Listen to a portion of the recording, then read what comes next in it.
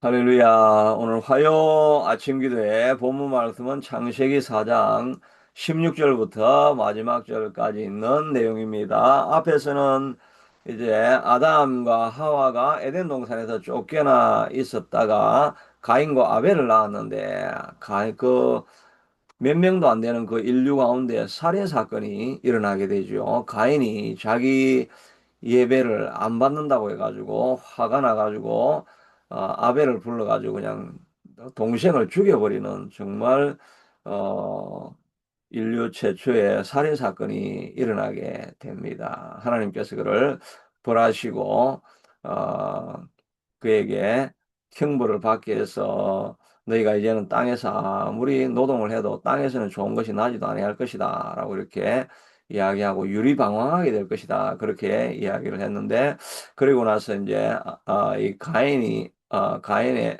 어, 가인이 이제 아담과 하와가 있던 곳에서 떠나가지고 유리방황하게 되는, 그리고 그 자손의 이야기를 다루게 됩니다. 그리고 마지막에는 이제 그 본문 마지막에 보면 아담이 가인과 아벨을 낳고 아벨은 죽고 나서 그 다음에 셋째 아들 셋을 낳아서 믿음의 계보를 이어가는 내용을 다루고 있습니다. 그러니까 우리 인류 조상들 가운데 이 불신의 세력, 이 가인의 나라가 어떻게 세워져 가는가 하는 것을 뒤에 길게 좀 다루고, 그 끝에 마지막에 이제 세절에 대해서는 다시 믿음의 그 계보인 셋의 자손들이 어떻게 사는가 하는 것을 간략하게 이렇게 설명해 주고 있는 내용입니다. 두 인류가 이제 나누어지는 그런 모습을 오늘 본문이 보여주고 있는 거죠. 그래서 믿는 자의 삶과 또 불신자의 삶이 어떻게 다른가 하는 것을 본문이 우리에게 가르쳐주고 있습니다. 16절에 보니까 가인이 여호와 앞을 떠나서 에덴 동쪽 노 땅에 거주하였다라고 했는데, 노시라는 말이 유리함, 방황함, 방랑생활 이걸 의미합니다. 이 가인의 저주 가운데 하나가 내가 밭을 갈아도 땅이 다시는 효력을 내주지 아니할 것이요 너는 땅에서 피하여 유리하는 자가 될 것이라, 방황하는 자가 될 것이라고 이렇게 말씀해 주셨는데, 말 그대로 가인이 아담과 하와를 떠나서 유리방황한다는 그런 이름이 있는 성에 가서 살게 되었다는 것입니다. 그러니까 이 불신자의 삶, 예수를 믿지 않는 삶의 가장 근본적인 것은 방황입니다.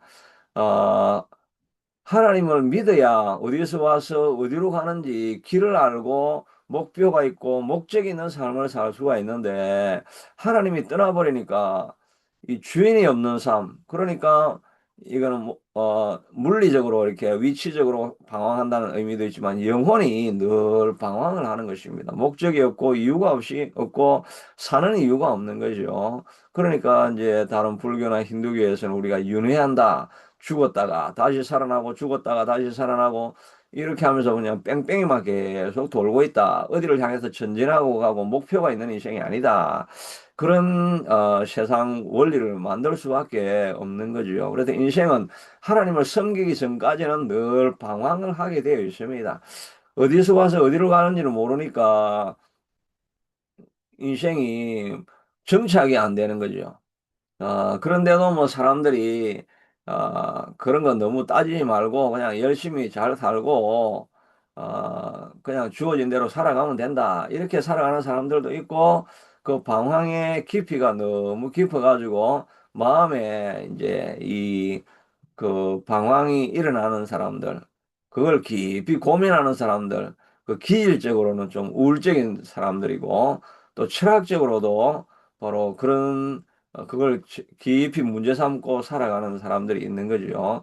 그래서 이 실존주의 철학이라는 게 그전까지는 막 진리가 있다고 해가지고 진리를 막 찾으러 갔는데, 나중에는 아무리 진리를 찾아봐도 진리가 안 나오니까 그냥 뭐 진리는 찾을 필요도 없고 진리는 없다. 그러니까 실존. 지금 여기 내가 사는 여기가 중요하지. 뭐 영원한 이데아의 세계, 뭐 확실한 목표 이런 거 찾을 필요가 없고 그냥 이 주어진 이 실존하고 있는 이게 더 중요하지. 뭐 그 뭐 영원한 불변의 진리 이런 거 찾지 말자. 이렇게 하는 게 이제 실존주의가 되는 거죠. 그래서 하이데거라는 사람은 우리는 피투성의 존재, 던져진 존재. 내가 태어나려고 목적을 가지고 태어난 것도 아니고 그냥 내가 땅에 던져진 존재가 되어서 내가 태어났는데 무슨 목표가 있냐. 우리 까미라고 하는 소설가는 잘 알려져 있죠. 소설이고 철학자죠. 그 사람은 부조리의 철학을 말하고 있죠. 그러니까 우리가 목표가 없는데도 열심히 살아야 되니까 이게 말이 안 되는 거죠. 어디로 가는지도 모르는데 왜 열심히 살아야 되는 거예요? 죽으면 끝나는데 왜 열심히 살아야 되느냐? 이유가 없지만 그럼에도 불구하고 열심히 살자. 그러니까 말이 안 되니까 부조리 이런 철학을 말하게 되는 것입니다. 그래서 그의 에세이집에 보면 시지퍼스의 신화라는 그런 그런 에세이가 있죠. 그 제우스 신에게 불을 받아가지고 사람이 된 불을 주지 말았는데 그냥 불을 알려줘가지고 인류가 잘 살게 하니까 제우스가 막 벌을 내리가 시지퍼스가 벌을 받게 되는데 그 벌이 뭐냐니까 돌을 계속 굴려가지고 산 위에 올려놓으면 끝이 뾰족하니까 돌이 있다가 또 굴러 떨어집니다. 그럼 또 자꾸 또 올라가고 뭐 목적이 없는 거죠. 올리면 떨어질 걸 알면서도 그냥 이렇게 돌을 굴려가는 그게 인생이다라고 이렇게 부조리한 게 인생이다. 이렇게 이야기를 하는 철학자들은 예민하게 생각하면 그렇게 이제 생각을 하게 되는 거고 오늘날 많은 사회가 다 그런 의식 속에서 철학자들이 철학이 그냥 먼 이야기 같지만 이게 다 문명으로 스며들고 하는데 한 30년 정도 실천적으로 나타나는 건 30년 정도 지나면 실천적으로 나타나게 됩니다. 그래서 그전까지는 막 목표를 가지고 교회가 중심일 때는 인류가 하나님의 영광을 위해서 뭔가를 목표를 가지고 살아가다가 이제는 목표가 없다. 자기 생각대로 살아라고 하는 그런 게 막 모든 사람들의 생각 가운데 자기 생각대로 자기 개성대로 살면 된다. 무슨 법칙이 있는 게 아니다. 이런 사상이 온 세상을 지금 점령을 하고 있는 것입니다. 대학에 들어가면 다 그렇게 교수들이 그걸 강의를 하게 되죠. 철학하는 사람들 또 그 지식인들의 의식 가운데는 그게 다 있어가지고 우리 다음 세대들이 대학 가면은 그냥 그런 의식을 그냥 자연스러워 받아들이고 그거를 거부하면은 성적이 안 나오고 듣는 이야기가 다 그거니까 내가 중요하다, 내 생각이 중요하다 이런 생각을 가지고 살아갑니다. 그럼 우리는 내 생각이 중요한 것이 아니라 객관적인 진리, 성경의 진리가 있다는 이걸 우리가 믿고 살아야 되는데 그걸 믿지 않으니까 사람들이 어, 엄난해지고 방황해지고 방탕해지고 그 기준이 없는데 그냥 없으니까 방탕한 삶을 살아갈 수밖에 없는 거예요. 그게 바로 이 가인의 인생의 삶에 그런 게 들어가 있다는 것입니다. 그러나 우리가 예수를 믿으면 어떻게 됩니까? 예수를 믿으면 우리의 마음 가운데 분명한 목표가 일어나게 되는 것이죠. 오직 하나님의 영광을 위하여 이 목표가 얼마나 강인하든지 불에 던져도 살아나고 감옥에 넣어도 살아나고 혼란에 빠져도 살아나가지고 그냥 밖으로 나오면은 하나님의 예수 천당, 불신 지옥, 이거를 그냥 이야기를 하면서 그것만 선포하면서 목표가 얼마나 강인한지 막 어떤 세력도 우리를 누르지를 못하고 나가면 그냥 예수 영광을 위해서 살겠습니다는 그게 인생의 목표가 되어져 버립니다. 인생의 목표가 없이 방탕하고 유리하고 방황하고 이렇게 살 바야 죽어야 되겠다라고 하는 그렇게 자살을 시도하고 이런 사람들도 예수를 만나고 나면 야, 예수를 위해서 사는 것이 인생의 최고의 목적이라는 걸 깨달으니까 그냥 어떤 세상이 감당할 수 없는 막 톱으로 사람을 켜든지 감옥에 집어넣든지 불에 사르든지 예수를 전하는 거는 흔들리지 않는 사람으로 바뀌어져 버리게 되는 것이 그것이 바로 예수를 만난 사람들의 그 특징이 되는 것입니다. 바울이 그래서 고백하기를 뒤에 있는 것을 잊어버리고 앞에 있는 표대를 향해서 내가 달려가노라. 내가 선한 싸움을 싸우고 나의 달려갈 길을 마치고 믿음을 지키고 끊임없이 이렇게 계속 한 목표를 향해서 달려가는 것이 내 인생이었다라고 이렇게 말하고 있지 않습니까? 우리도 마찬가지입니다. 이 땅을 살아가면서 예수 믿는데 목표가 없다. 예수 믿는데 꿈이 없다. 예수 믿는데 뭔가 허전하고 허무하고 그 하숙생이라고 하는 그 가사 있죠.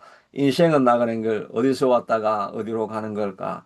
구름이 떠돌다 어, 구름이 흘러가듯 떠돌다 가는 길에 이 떠돌다 가는 길에 이게 뭡니까? 노릇입니다. 노릇.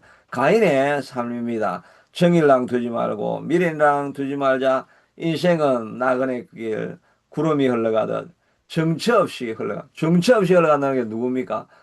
이게 라멕이고 가인이고 노 땅이고 이게 정처 없이 흘러가는 것입니다. 우리는 정처 없이 흘러가는 사람이 아닙니다. 선명한 목표를 가지고 죽을 때까지 하나님의 영광을 위해서 살아갈 선명한 목표를 가지고 살아가는 것이 우리 인생인 것입니다. 오늘 하루도 살아가면서 시작하는데 내 인생에 목표가 없구나. 쳇바퀴 돌듯이 그냥 다람쥐 쳇바퀴 돌듯이 그냥 뺑뺑 매일 똑같은 일만 반복하면서 아무런 이유도 없이 목적도 없이 그냥 주어진 삶이니까 살아간다 이런 생각이 나를 사로잡고 있다고 한다면 그건 성령이 없는 사람입니다. 성령이 우리 안에 딱 들어와서 성령이 우리를 사로잡으면 두려움도 없어지고 염려 근심 걱정도 없어지고 한 목표를 향해서 그냥 달려가면서 불굴의 의지를 가지고 그냥 사명감을 가지고 열정을 가지고 뭔가 오늘도 내가 똑같은 일을 반복하지만 그 안에서 하나님의 영광을 드러내야 되겠다라고 하는 사명감이 투철해지는 것이 성령의 충만해지는 것입니다. 오늘 하루도 일어났는데 아무런 목표가 없고 뭘 하고 위해서 살아야 될지 이런 것이 없는 사람들은 그거는 사단의 길에 들어가는 것입니다. 라멕과 가인의 길에 들어가는 것입니다. 우리는 성령이 충만해서 하나님이여 내 삶을 통해서 새찬빛 교회를 세우게 하여 주시고 새찬빛 교회를 통해서 하나님의 영광이 드러나게 하여 주시고 내 삶과 내 비즈니스와 내 가족과 내 자녀들을 통해서 하나님의 영광이 드러날 수 있게 되도록 하나님 나라를 위해서 살아가는 하루가 되게 해 주시옵소서. 이 사명감이 여러분 삶 속에 일어날 수 있게 되기를 바랍니다. 이렇게 예배하러 나와서 하나님 말씀 듣다가 내 꿈이 그거였지. 내가 사단에게 눌려가지고 이 이방인의 영, 가인의 영에 눌려가지고 라멕의 영에 눌려가지고 내가 아무런 방향도 없이 그냥 방황하다가 살다가 끝나는가 보다 하면서 허무하고 내 인생은 나그네다 하면서 나이도 이제 너무 차시고 하시다 보니까 뭐 내 인생이 이렇게 그냥 관조하는 듯이 그냥 이렇게 살면서 허무하게 내 인생 맞이하겠다. 이런 건 바로 가인의 영, 라멕의 영을 벗어나야 됩니다. 기도하다가 오늘 아침에도 이렇게 나와서 기도하다가 내게 성령을 주셔서 오늘 하루도 내가 사명을 가지고 살아야 되겠다. 우리 미스터 존도 그냥 오늘 아침에 일어났다가 예배를 시작하면서 하나님이여 내가 오늘도 살아갈 힘과 용기를 주시니 감사합니다. 목표가 선명하게 하시니 감사합니다. 이런 라멕의 영을 물리치고 가인의 영을 물리치고 승리하고 달려가는 하루가 되고 목표를 향해서 달려가는 하루가 되기를 축복합니다. 10절 아내와 동침하여 임신하여 에녹을 낳은지라 가인이 성을 탔고 그의 아들 이름으로 성을 이름하여 에녹이라 하였더라 이렇게 했는데 여기 나오는 에녹은 셋의 6대손 무두셀라의 아버지 그 에녹이 아닙니다. 이름만 동일할 뿐이지 이거는 가인의 아들입니다. 그러니까 에녹하고 다른 거 셋의 자손 에녹하고 다른 거죠. 가인이 성을 샀고 이렇게 말했습니다. 나가서 이 가인이 나가서 한 일에 제일 처음 한 일이 뭐겠습니까? 성을 샀는 것입니다.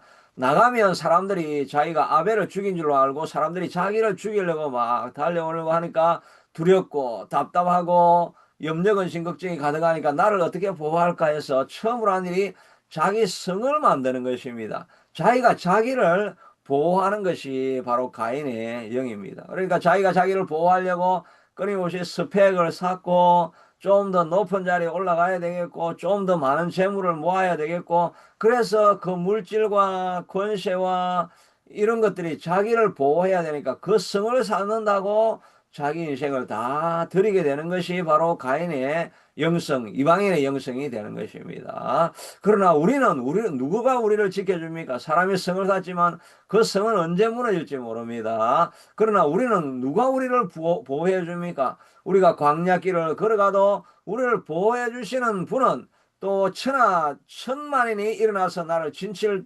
할지라도 우리를 보호해 주시는 우리의 참된 성은 바로 하나님이신 것입니다. 여호와 하나님이 우리의 성이 되시는 것입니다. 시편에서 그래서 수없이 많이 고백하고 있지 않습니까? 시편 18편에도 보니까 여호와는 나의 반석이시요 나의 요새시요 나를 건지시는 이시요 나의 하나님이시요 내가 그 안에 피할 나의 바위시요 나의 방패요 구원의 뿌리시요 나의 산성이다. 산에 세우는 성, 산에 세우는 그 성, 우리 가끔 보면 유럽에 큰 성을 산중턱에 세우는 게 있죠.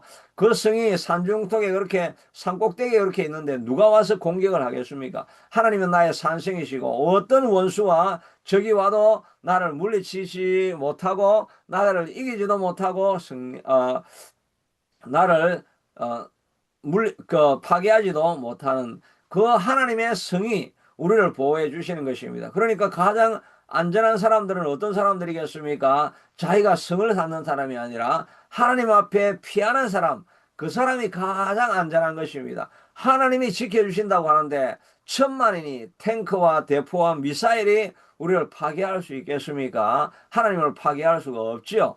그러니까 하나님을 신뢰하는 사람은 가장 안전한 곳에 거하는 사람이 되는 것입니다. 이스라엘 백성들이 광야 40년을 지나지 않았습니까? 광야에 먹을 것이 있습니까? 입을 것이 납니까? 물이 어디 있는지 알 수가 있습니까? 그런데 200만이 거기서 죽지도 않고 어떻게 40년을 버틸 수가 있겠습니까? 그런데도 주님이 함께 하니까 주님이 우리의 보호자가 되어서 독수리가 날개 위에 업고 지나가는 것이 그같이 지나가니까 하나님이 불은 기둥으로 보호해 주시고 불기둥으로 보호해 주시고 반석을 치면 물이 나게 하시고 메추라기가 날아와서 스스로 나를 잡아먹으시오 하면서 기다리고 있으니까 그걸 먹고 살게 되어지고 만나를 매일매일 공급해 주니까 정말 그 광야에서도 먹을 것이 생겨나서 주님이 산성이 되어 주시니까 주님이 보호자가 되어 주시니까 광야길에도 우리가 다 살아남는 사람들이 되어지는 것입니다. 우리의 진정한 보호자, 우리의 진정한 피난처는 예수 그리스도이신 줄로 믿습니다. 이 광야에서 어떻게 살아남을 수 있습니까? 출애굽기 우리 지금 금요일마다 살펴보고 있지만은 출애굽기 도피하고 피해 나오는 내용은 19장밖에 안 됩니다.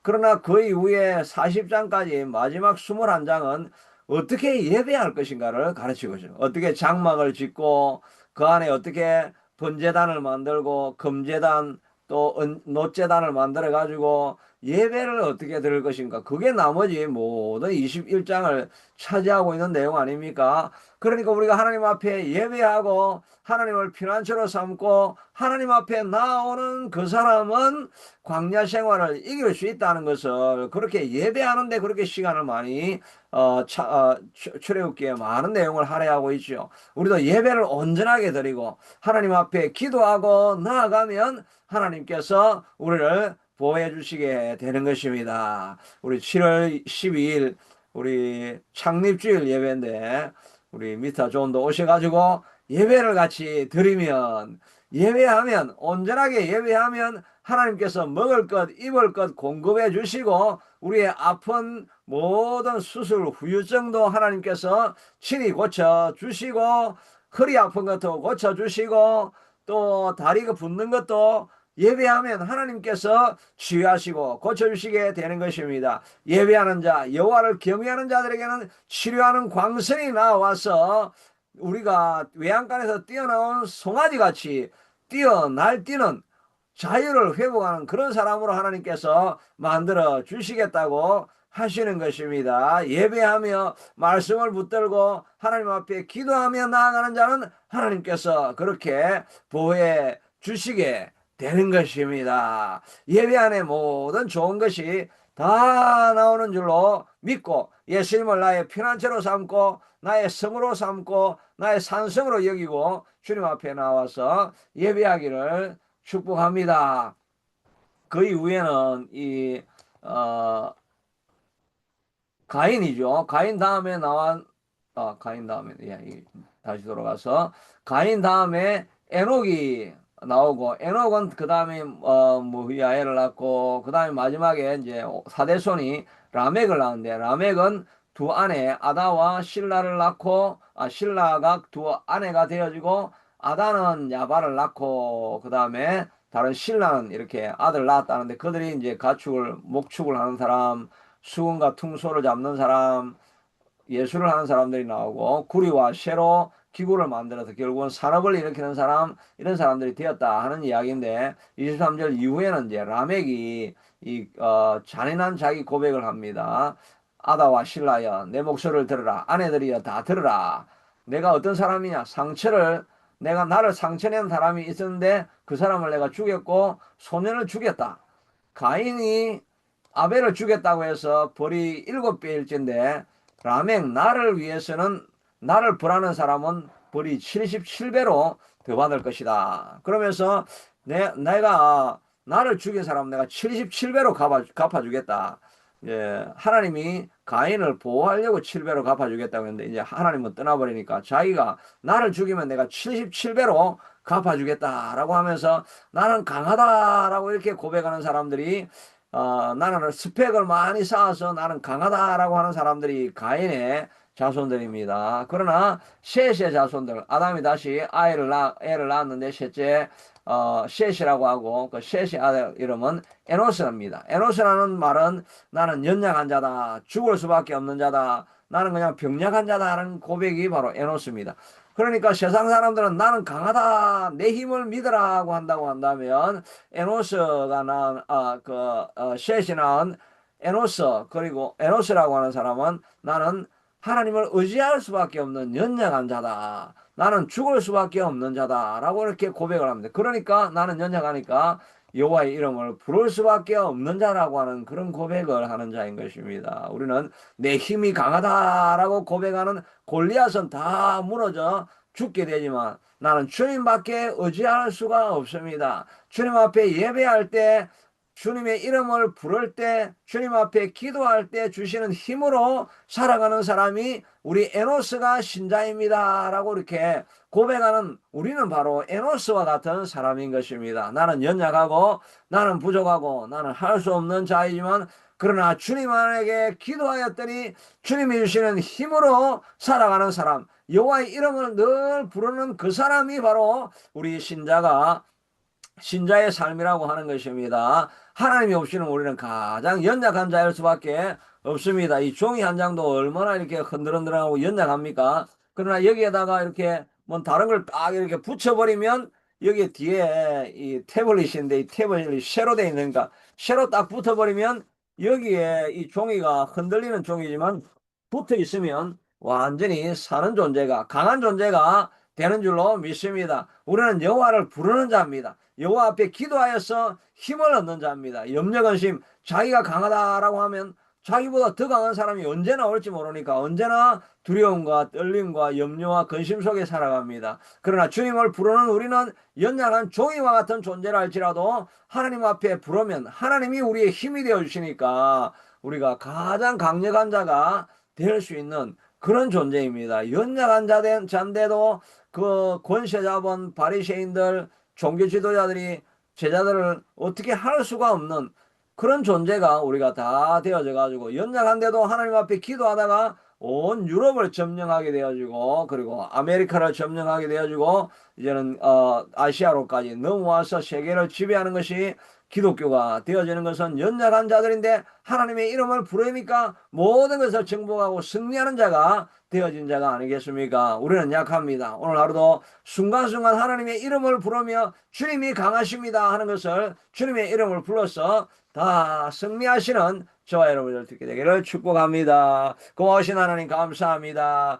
인생은 하나님을 붙들지 아니하면 가인과 같이 방황하게 됩니다. 인생도 목적도 없고 목표도 없이 살아갑니다. 그러나 성령이 충만하게 되어지면 하나님의 영광을 위해서 살아가려고 하는 열정과 열망과 소원을 가지고 한 가지 목표를 향해서 자기의 삶을 다 던질 수 있는 그런 존재입니다. 그러나 우리는 연약합니다. 그래서 성령에 충만하여서 주님을 의지하고 주님을 나의 산성으로 삼고 주님의 이름을 부르며 기도하는 자는 가장 강력한 자가 되어질 줄로 믿습니다. 주님의 이름을 부르고 승리하는 오늘 하루도 다 되어질 수 있게 하도록 주님께서 축복하여 주시옵소서. 예수님 이름으로 기도드리옵나이다.